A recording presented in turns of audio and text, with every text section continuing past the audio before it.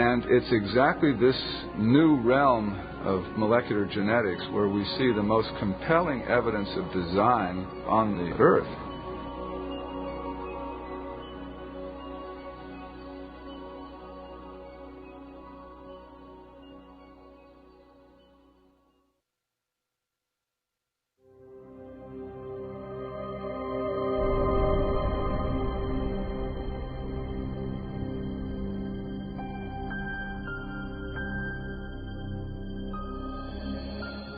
When I look at molecular machines or the incredibly complex process by which cells divide, I want to ask, is it possible that these things had an intelligence behind them, that there was a plan or a purpose to this structure?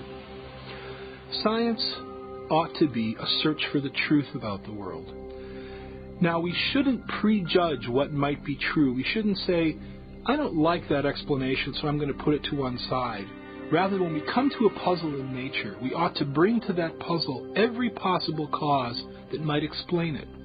One of the problems I have with evolutionary theory is it artificially rules out a kind of cause even before the evidence has a chance to speak. And the cause that's ruled out is intelligence. Since the late 19th century, since the time of Darwin, in fact, in part because of Darwin's writing in The Origin of Species, scientists came to accept a convention, a definition of science that excluded the possibility of design as a scientific explanation. And that convention has a name. It's called methodological naturalism. And it just means that if you're going to be scientific, you must limit yourself to explanations that invoke only natural causes. You can't invoke intelligence as a cause. And yet, curiously, we make inferences to intelligence all the time. It's part of our ordinary reasoning to recognize the effects of intelligence. Consider, for example, these hieroglyphic messages carved upon the ruins of Egyptian monuments. No one would attribute the shapes and arrangements of these symbols to natural causes like sandstorms or erosion. Instead, we recognize them as the work of ancient scribes, intelligent human agents. Similar reasoning leads us to conclude that the mysterious stone figures on the shores of Easter Island were not formed by the actions of wind and water over great periods of time. Nor do we presume that plants could grow into these familiar shapes without some manner of intelligent guidance. Of course, we make these inferences all the time, and we know they're correct.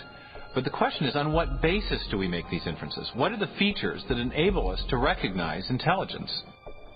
Recently, in a book titled The Design Inference, mathematician William Dembski has made an important breakthrough in understanding design reasoning. Dembski has identified the specific features of artifacts that cause us to recognize prior intelligent activity. I came to this by trying to look at how do we reason about design? What are the logical moves that we have to go through in order to come to a conclusion of design? So what I'm trying to do is to establish reliable, empirical, scientifically rigorous criteria for deciding whether something is in fact designed. So I was looking at the logic of it. And what I found was you need improbability and you need specification, the right sort of pattern, these objective patterns. According to Dembski, human beings correctly detect the activity of intelligence whenever they observe a highly improbable object or event that also matches a recognizable pattern. Just such a pattern is found in the Black Hills of South Dakota. If you travel through the West, you'll see lots of different shapes on mountainsides, most of which mean nothing at all. They're just rocks strewn in various patterns. But what you don't see are the faces of Lincoln, Jefferson, Teddy Roosevelt, and George Washington on mountainsides. The only place you see that is in South Dakota. And the reason it's there is because a sculptor, an eccentric sculptor, decided that he wanted to honor these presidents by spending the larger part of his life chiseling their faces in the side of that mountain. That pattern is improbable. A random hillside is also improbable, but a random hillside doesn't specify anything. We do know, though, that there were 4 guys who were presidents of the United States who had particular patterns with their faces, and those patterns on the mountainside in South Dakota match faces elsewhere. If I look up and see the faces, I immediately recognize that they match the faces of the 4 presidents that are known from money or portraits at the National Gallery or paintings and books. And so I realized when I look at Mount Rushmore, we have not only a highly improbable configuration of rock, but one which matches an independently given pattern that reliably indicates intelligence. So we have a small probability, specification, its design.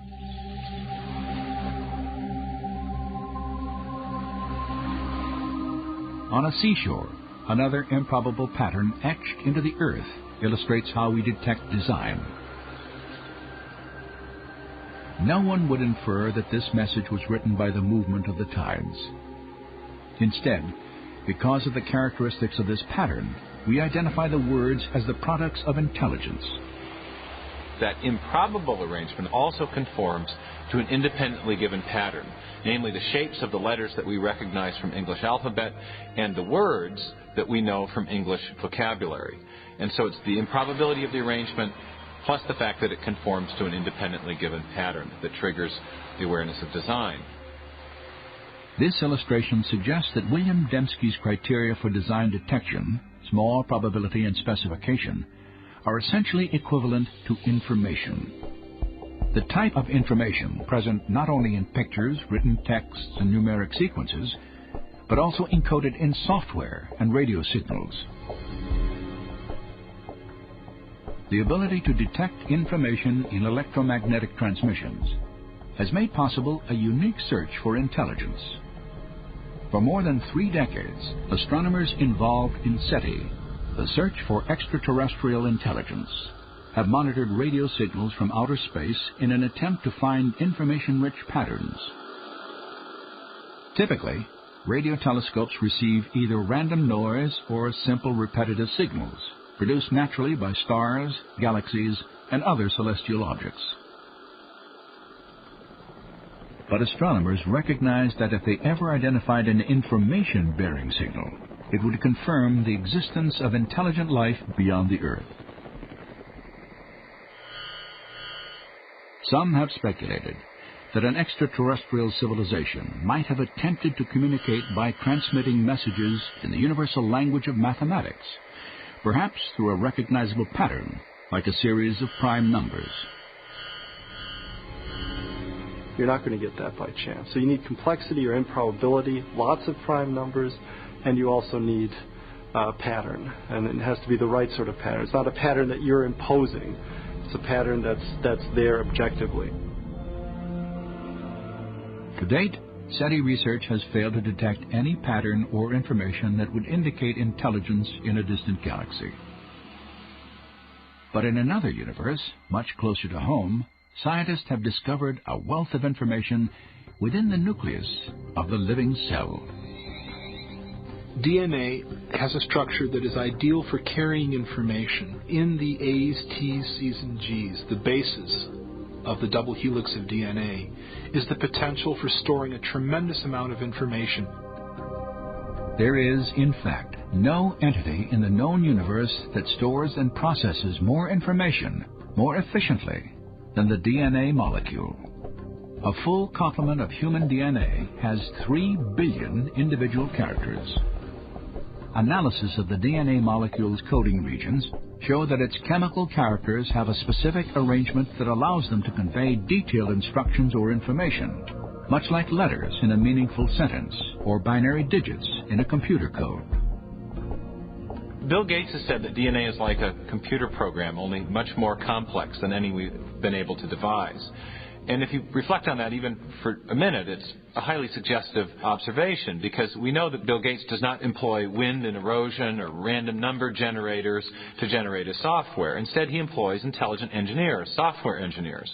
And so everything we know in our experience suggests that information-rich systems arise from intelligent design. But what do we make of the fact that